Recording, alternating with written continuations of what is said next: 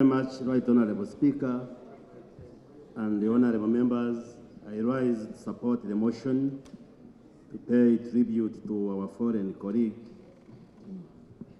and on behalf of the people of Chinchiz East, I convey condolences to the family, the mother, and the family of Ssegirinya, Honourable, to you, the Speaker of Parliament, and all members of Parliament, because this is our colleague, to the members of the National Unity Platform Party where he belonged, and the entire opposition, and the people of Kawempe North, whom he represented in this House. Right Honourable Speaker, Honourable Ssegirinya made his name through activism, and many of us knew him before coming to Parliament, because he was very active in the public space, and people would always say, that man might end up in the Parliament, as if he should not be in the Parliament, and indeed he came to the House. When he came to the House, he was a member of Parliament who reached out to anybody and everybody, irrespective of where you stood.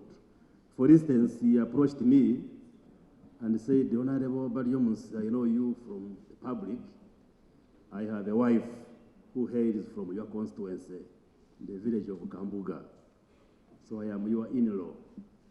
And yes, and we began relating as such. So we, the people of Kanungu, he was our son-in-law.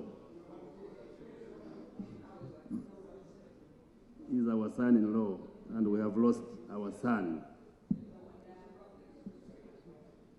I think there are many lessons that we draw from the life of the Honourable Ssegirinya, that you can rise from a humble background and rise to any position as long as you know what you want. Because he rose through political and media activism and became a member of Parliament. I would also like to salute him for his spirit of altruism, concern for the others, because as we heard from the many eulogies and as we knew him, even when he served as a member of Parliament for a short time, but he was on the ground trying to address the concerns of the people of his constituency, and we salute him for that.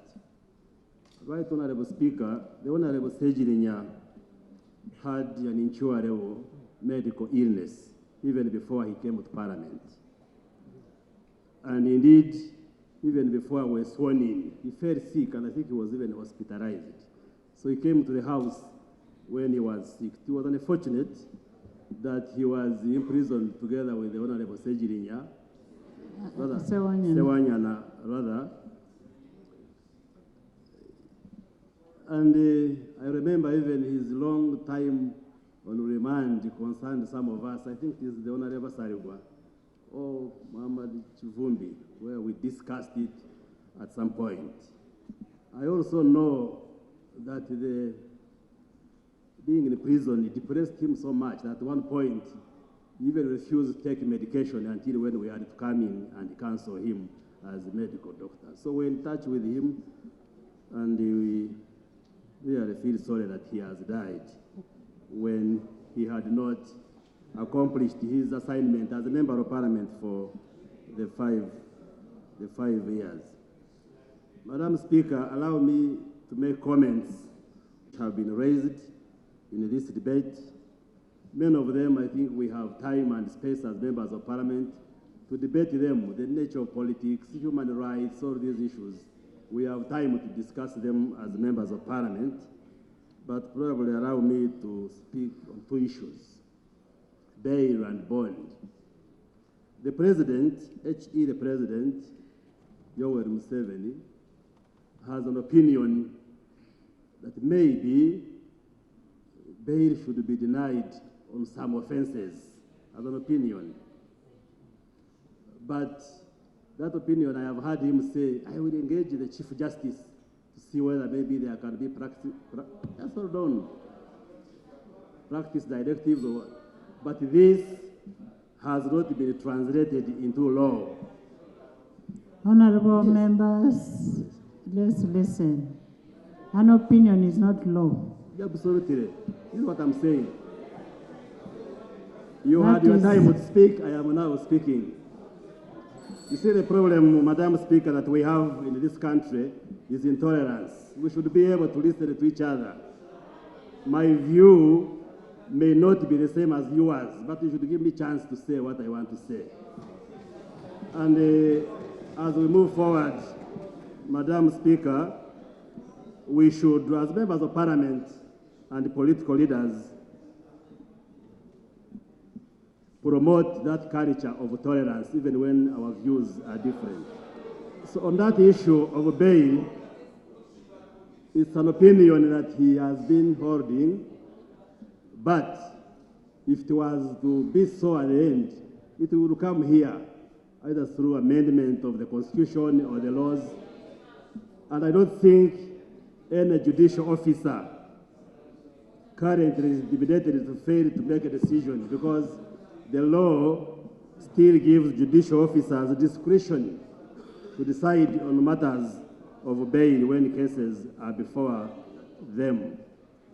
So a judicial officer worth his name should be able to make a judgment, make a decision depending on the case before him or her. And I'm sure the lawyers in this House agree.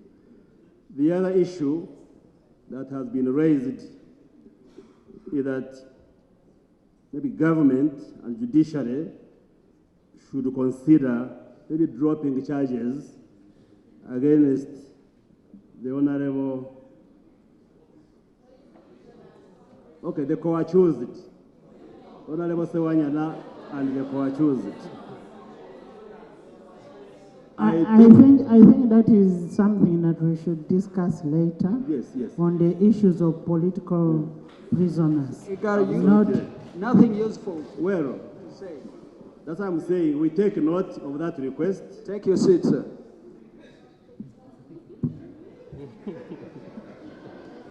You know,